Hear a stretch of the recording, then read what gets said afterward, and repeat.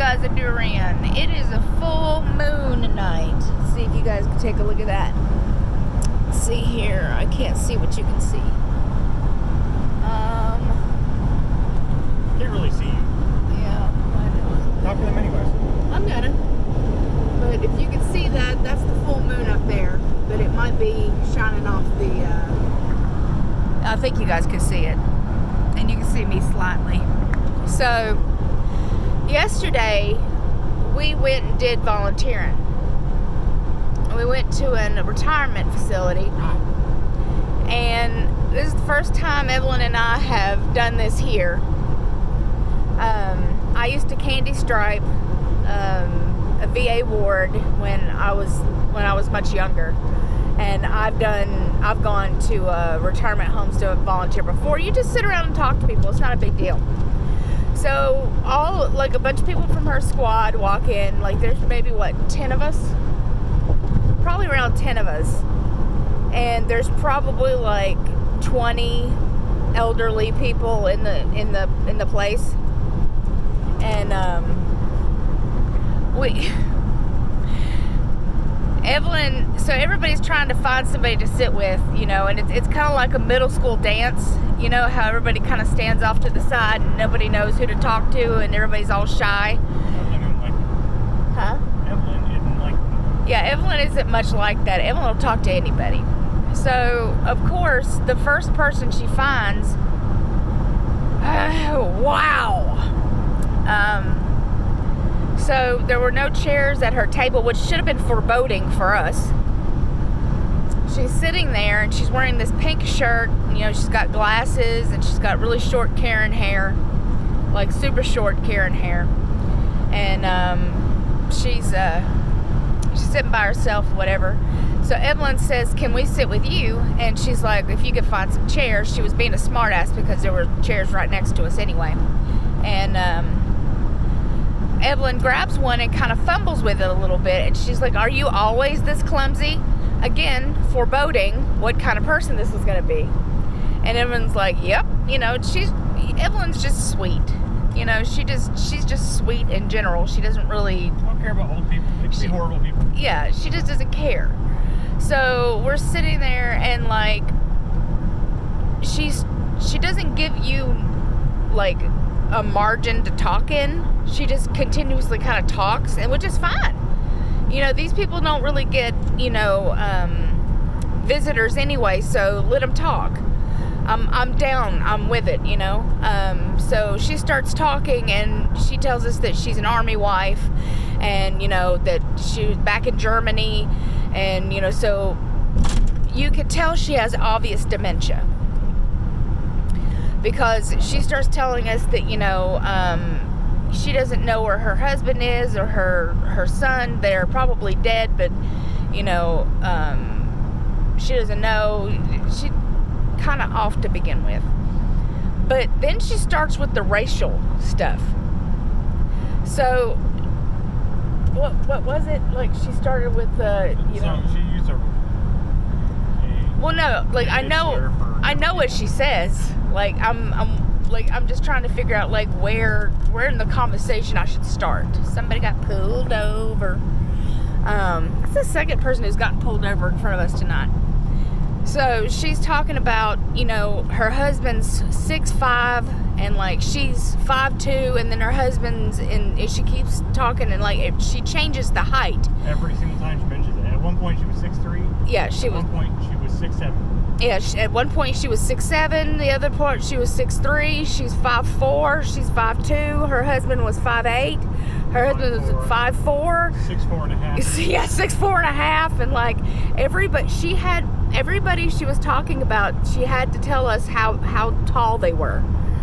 And so, like, you couldn't really follow along with any of the story.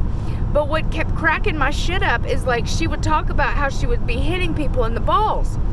And she was like, "And I hit him in the you-know-where." And she's got her fist up. And then she kept looking over at Evelyn and going, like, "And if you don't know where I'm talking about, I'll come over there and show you." And I'm sitting there like, excuse me? you know, and, you know, we try to laugh it off. I'm like, yeah, okay, whatever. And she does this like 15 times during the conversation where she's like, you know, if, you know, well, I punched him or I punched her right in the old you know where. And if you don't know what I'm talking about, I'll come right on over there and show you. And then eventually Evelyn says, where are you talking about? And she goes, in the dick. Like, just so loud. In the balls. Like, oh my God. And of course, I'm telling you, there's like 20 other people there. And, you know, people are sitting together. Everybody has somebody pretty much sitting with them. You know, like, you know, because it's a facility, so everybody's talking to each other. They're friends. Well, this woman's completely alone with no chairs at her table. Well, there's a damn reason.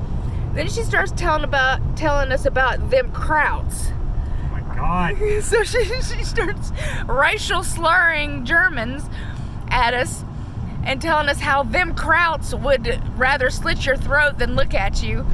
And when in reality is they're like way nicer than us. Yeah, they're like super nice, and like she's like, oh yeah, we had to have bodyguards, and you know, everywhere we went because they wanted to rape us, and like big Germans wanted to kill us. Yeah, all the big Germans wanted to kill us while we were over there, and we had to have bodyguards, and it's just go nowhere without a bodyguard. Yeah, you couldn't go anywhere without a bodyguard, and all the bodyguards were 6'5". And if you had to go to the commissary, you needed your bodyguard. Yeah, if you had to go to the commissary or the BX, you had to have your bodyguard. We're about to roll up on the gate, so I'm going to be quiet for just a second. I'm just going to look like I'm looking at my phone, because otherwise they'll be like, what the fuck? But, hold on just a second. I'm like, how's it going? Oh, sorry about that. Where do you put it? Your card should be sitting right there. There you go.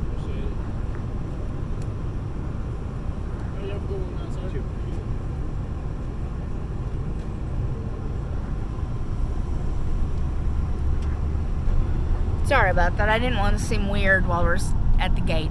You have to show them your card, and then they let you in. Like, you have to prove that you have a military ID, and then they usually scan it. Sometimes they ask for mine too, just depending on, you know, what kind of, you know, what kind of thing they're having or whatever.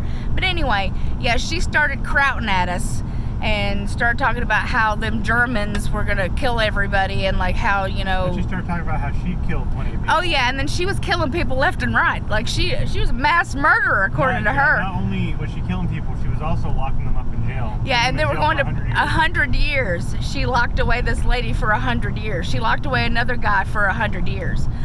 You know, and she would be like, and she would randomly just talk about this person, and she'd be like, oh yeah, she wanted my husband, and she was in the hospital, not me. She went to prison, not me. I'll tell you why. And if you don't believe me, I'll come over there and show you. And we're just like, what the fuck? So finally, one of Evelyn's subordinates, or not really subordinate, co-worker, who's comes, like, he's kind of like the guy he was sitting with. Well, I'll tell you about him in a minute too, because he was outside when we left, and that was some funny shit. So he made eye contact with Evelyn, and Evelyn's like, hey, come here. And he's like, why don't you sit down with us? And like, so the guy sits down with us, and fucking, like, I took my cue immediately to be like, excuse me, I have to go to the bathroom. So I snatched my phone up, and I'm gonna go find the bathroom. Well, Evelyn said that she had to go pee earlier anyway, so I was like, okay, this is going to be the opportune time for me to get us the fuck away from her, because, you know, she's killing people, and like she's putting people in jail. Yeah, she's threatening to stab Evelyn and like kick her in places, and if we don't know where, she'll come and show us. And like, she just constantly like looking at me, like being like, you know what I mean, and like, you know, she's like, I bet you she calls you all kinds of names, don't she? Yep. I bet you she kicks you all kinds of times, don't she? And we're just like, the fuck? So two other people made the mistake of sitting down with her. Somebody took my chair, and then another person took another chair. And Evelyn was like, I came up behind Evelyn, I was like, oh, can I see you for just a minute? And I had my phone out. And like, we piece, deuced, like as soon as fucking possible. Evelyn went to the bathroom, And I find this nice old couple, this really sweet, kind old couple. I was like, oh, thank God. But at first, I sat down with her, and me and Evelyn sat down, and she was like, oh, my husband's sitting over here. Well, I didn't know if she was like fictitiously telling us her husband's sitting next to her, or if actually her husband will be joining, because there was no chair there. So in my mind, I was like, oh, hell. Now I'm going to have to, do I introduce myself to her fictitious husband, Vance?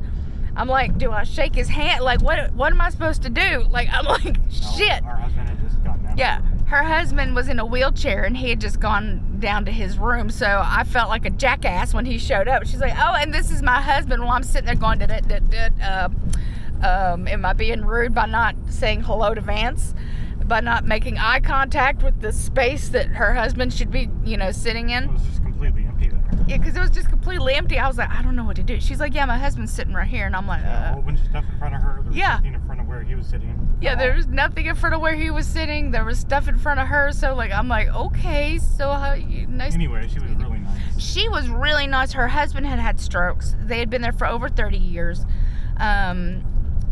They had 3 children, 2 that still live in the area, 1 that lives in Chicago. She said they don't get many visitors. Her daughter actually works on the base. Super sweet. But what I wanted to tell you guys is, he has the opposite of what I do. So weirdly enough, he has a vitamin K. He runs too high. He's genetically runs too high in vitamin K. And it's not like she knew. We didn't discuss that I had, vitamin K issues. It was just a coincidence. And it caused him to throw blood clots. So he was missing an arm. He was missing 2 legs. He'd had several strokes. You could see where parts of his face were discolored from blood clots. I just thought that was really interesting that, I happened to meet up with somebody who had the very opposite effect of what I have, or had, because now my K is normal. But that if you have too much vitamin K in your system, it can throw blood clots, you can have strokes, you can end up with DVTs and lose your limbs. It was crazy, but they were so sweet and so nice.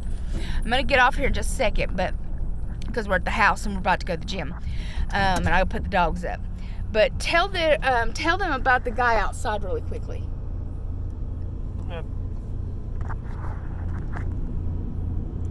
Hi, I tolerate you, so I'll talk to you a little bit. I don't know, a guy outside just sitting out there talking calmly on his phone. Super normal voice, seemed sweet enough. He'd been talking to people a little bit and smiling and being nice. Just sitting there, and then all of a sudden on his phone, he's, you lying bitch! What the fuck? Me and Nirvana look over what the hell is happening? Fuck you! Just this screech. And then he wheels himself back inside, just starts smiling again, and yeah. Okay. We're like, oh, doke. I wouldn't mind going back to see that couple again. They were, like I said, they were really sweet, but that was weird. That was a weird experience. So I thought maybe somebody would get a crack at that lady, because we were like, of course, the first person Evelyn picks is Cuckoo for Cocoa Puffs. So I don't have the time to do my normal outro, but I will tell you that if nobody's told you today that they love you, I do. If nobody told you today that you are special and that you are amazing, I believe that. You are special and you are amazing. If nobody's told you today that they're proud of you, you can believe for a fact that I am proud of you no matter what you've managed to accomplish today. If you don't think that you would be missed and that you are loved and that you're needed and wanted, you are always needed here. You are loved, you are wanted, and I would miss you. So I love your beautiful, gorgeous, amazing faces, no matter where the hell you happen to be in the world. And I will talk to you very, very, very soon. Mwah! Bye.